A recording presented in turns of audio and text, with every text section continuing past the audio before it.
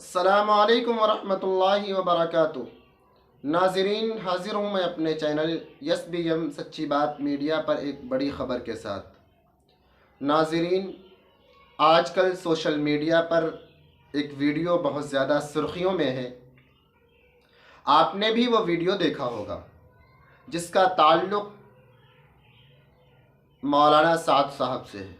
ناظرین، 2-3 مہینے پہلے بھوپال کے اندر ایک اجتماع ہوا تھا جس میں تبلیغی جماعت کے امیر، نظام الدین مرکز کے امیر مولانا سعد صاحب نے ایک حدیث بیان کی تھی اس اجتماع میں۔ اس کے بعد وہ ویڈیو، ان کا وہ بیان بہت زیادہ سرخیوں میں رہا۔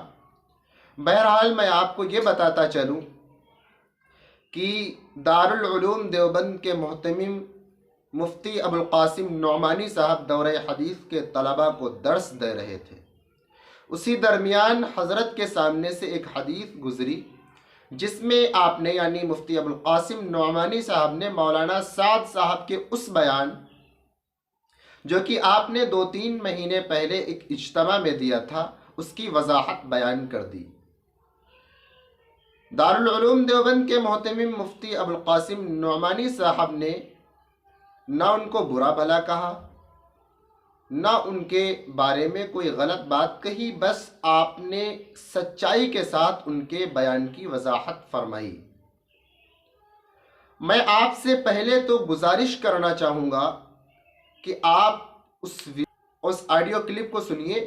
میں آپ کے سامنے اس آڈیو کلپ کو رکھنا چاہوں گا۔ اس سے پہلے بس اتنی سی درخواست ہے کہ آپ برائے مہربانی میرے چینل کو سبسکرائب ضرور۔ جی، فبعث إلى نسائه فقلن ما معنا إلا الماء نو گھر تھے، 9 گھر کے اندر سوائے پانی کے کچھ نہیں تھا۔ جی، فقال رسول الله صلى الله عليه وسلم من يضم أو يضيف هذا۔ ایک بات درمیان میں عرض کر دوں، مولانا سعد صاحب نے بھوپال میں تقریر کی ہے کہ دعوت اور تعلیم دونوں سنت کے راستے سے ہٹ گئے ہیں، اور مثال اور دعویٰ کیا کیا ہے کہ صحابہ کرام رضی اللہ تعالیٰ عنہ خود رسول اللہ صلی اللہ علیہ وسلم کے گھر کا انتظام کرتے تھے۔ یعنی طالب علم کی یہ ذمہ داری ہے کہ وہ استاد کی کفالت کرے۔ کہتے ہیں کہ صحابہ جنگل جاتے تھے، لکڑیاں کاٹ کے لاتے تھے، اس کو جلانے کے قابل بنا کر فروخت کرتے تھے، اور رسول اللہ صلی اللہ علیہ وسلم کے 9 گھروں کے اندر تازہ بکری کا گوشت روزانہ پہنچاتے تھے۔ یہ ہے یعنی بحیثیت استاذ کے کہ یہ شاگرد تھے اور استاذ کے گھر میں تازہ روزانہ بکری کا گوشت پہنچاتے تھے۔ اور ہم جو روایت پڑھ رہے ہیں اس میں کیا مل رہا ہے؟ اس میں یہ حضرت عائشہ رضی اللہ عنہ فرماتی ہیں کہ ایک چاند نکلتا تھا، دوسرا چاند نکلتا تھا، اور تیسرا چاند نکلتا تھا، اور رسول اللہ صلی اللہ علیہ وسلم گھروں میں آگ نہیں جلتی تھی۔ اور یہاں آ رہا ہے کہ 9 گھروں میں حضور صلی اللہ علیہ وسلم نے آدمی بھیجا ہے، اور سب جگہ سے جواب کیا آ رہا ہے؟ ما معنا الا الماء، ہمارے پاس پانی کے علاوہ کچھ نہیں ہے۔ یہ کیا حدیث کی تحریف نہیں ہے؟ یہ ازواج مطہرات کے بارے میں جو بات کہی جا رہی ہے صحابہ کے بارے میں کہ روزانہ ان کے یہاں بکری کا تازہ گوشت صحابہ کرام پہنچاتے تھے، اور آج طلبہ کو کھانا مطبخ سے دیا جا رہا ہے اور اساتذہ کو تنخواہ دی جا رہی ہے، لہذا تعلیم سنت کے راستے سے ہٹ گئی ہے۔ یہ کیا مذاق ہو رہا ہے؟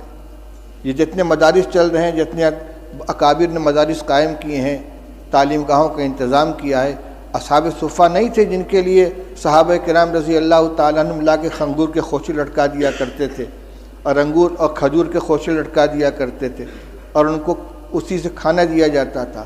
وہ روایت نہیں آئی کہ رسول اللہ صلی اللہ علیہ وسلم مہمانوں کو حوالے کرتے تھے کہ بھئی اتنے کو کون کھلائے گا، جس کے گھر میں 2 آدمی کا کھانا ہو تیسرے کو کھلائے، جس کے یہاں 4 وہ 5ویں کو کھلائے۔ صدیق اکبر اتنے آدمی کو لے کر گئے، فلاں اتنے آدمی کو لے کر گئے۔ اور حضور صلی اللہ علیہ وسلم کے ساتھ جو تعلق تھا صحابہ کرام کا، وہ صرف استادی و شاگردی کا تھا کہ اس کو اور صحابہ کرام رضی اللہ تعالیٰ عنہ خود پیٹ پر پتھر باندھتے تھے، رسول اللہ صلی اللہ علیہ وسلم بھی پیٹ پر پتھر باندھتے تھے، 2 باندھتے تھے۔ لہذا یہ کبھی اتفاق سے کوئی جزیہ پیش آ جائے اس کو دائمی معمول بنا کر پیش کرنا، یہ جو تحریف ہے کہ سنت کے راستے سے مدارس ہٹ گئے ہیں، نہ دعوت سنت کے راستے پر بچی، نہ تعلیم سنت کے راستے پر بچی ہے۔ کس قدر خطرناک چیز کا مطلب یہ کہ عوام کو یہ سمجھا دو کہ مدرسے جو ہے سنت کے خلاف چلے جا رہے ہیں، لہذا عوام کا رشتہ مدارس سے بھی کٹ جائے اور علماء سے بھی کٹ جائے۔ یہ انتہائی خطرناک رجحان ہے، جو اس کا مطلب یہ کہ سب کو باطل تنظیموں کے حوالے کر دیا جائے، ان کو نہ مدرسوں سے تعلق رہے گا عوام کا، نہ علماء سے تعلق رہے گا، پھر بھیڑیا آئے گا اچک کے لے جائے گا ان کو۔ اس پہ مجھے یہ یاد آیا کہ صحابہ حضور صلی اللہ علیہ وسلم نے ایک مہمان کے لیے گھروں کے اندر کہلوایا ہے، تو سب جگہ سے یہی شکایت آ رہی ہے۔ حضرت انس رضی اللہ تعالیٰ عنہ کی روایت پڑھ چکے ہو کہ بدبودار جس میں مہک پیدا ہو گئی تھی، ایسی چربی لے کر حضور کی خدمت میں پہنچے ہدیہ کے طور پر، اور کہتے ہیں کہ رسول اللہ صلی اللہ علیہ وسلم کی 9 ازواج مطہرات تھیں اور کسی گھر میں کھانے کو نہیں رہتا تھا۔ آپ نے وفات کے وقت 30 سا جو یہودی سے ادھار لیا ہے، اپنی ذرا اس کے پاس آپ نے رکھی ہے۔ کس زمانے میں یہ گوشت دیا جاتا تھا بھائی کہ وفات کے وقت حضرت عائشہ حضرت رسول کریم صلی اللہ علیہ وسلم مقروض تھے یہودی کے، اور غلہ تھا۔ حضرت عائشہ رضی اللہ عنہ کی روایت پڑھ چکے ہو کہ آدھا وسق جو تھا میرے پاس، رف پہ رکھا ہوا تھا، اس میں سے میں کھایا کرتی تھی، ایک دفعہ تول دیا تو سب ختم ہو گیا۔ یہ جو کو کھایا جا رہا ہے پکا پکا کے، اور یہ تازہ گوشت روزانہ پہنچا رہے ہیں۔ افسوس ہوتا ہے اس طرح کی حرکتوں کے اوپر۔ آپ نے یہ آڈیو کلپ سنا، اس کے بارے میں آپ سب کو جانکاری ہے کہ کیا مولانا سعد صاحب نے کہا، اس کے جواب میں یعنی اس کا جواب دیتے ہوئے مفتی ابوالقاسم نعمانی صاحب نے کیا کہا۔ اگر کسی علماء سے، کسی بڑے سے کوئی غلطی ہوئی تو اس کا سدھار کرنے کی بھی ذمہ داری کسی بڑے کی ہے۔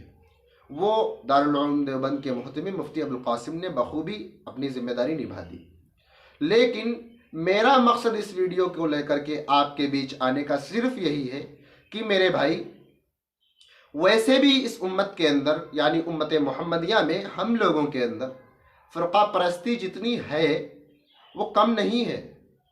آپس میں لڑنا جھگڑنا، سوشل میڈیا پر ایک دوسرے کے بارے میں بھدے بھدے کمنٹ کرنا، ایک دوسرے کو جنت اور دوزخ کا سرٹیفکیٹ دینا، یہ کہاں کی عقل مندی ہے بھائی؟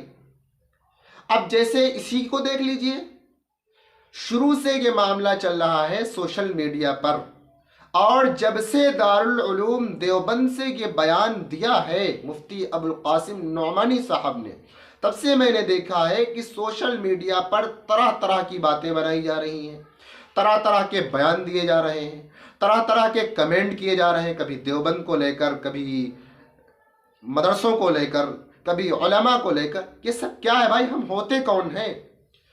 ظاہر سی بات ہے کسی بڑے سے، میں اتنا ہی کہوں گا کہ کسی بڑے سے کوئی غلطی ہوئی، انسان ہے، ہو سکتی ہے، کسی بڑے نے اس کی وضاحت فرما دی، اس کو درست کر دیا۔